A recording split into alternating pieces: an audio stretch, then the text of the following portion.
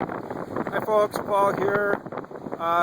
It is 2 days before spring here in South Haven, and it's not looking very spring-like. We've got some crews working on the beach to knock it out and get it ready for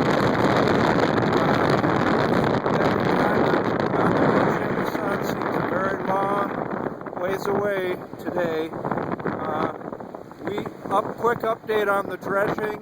Yesterday, City Council approved a proposal from Marsh to prepare bid documents for the main channel dredging.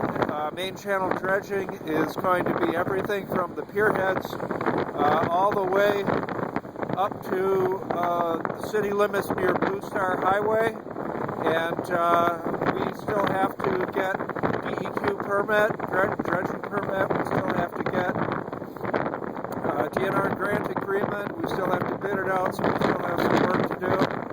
But we're working on it.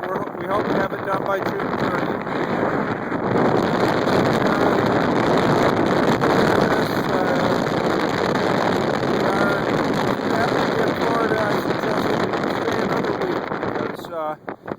It's not quite spring here in South Haven. So thanks for watching.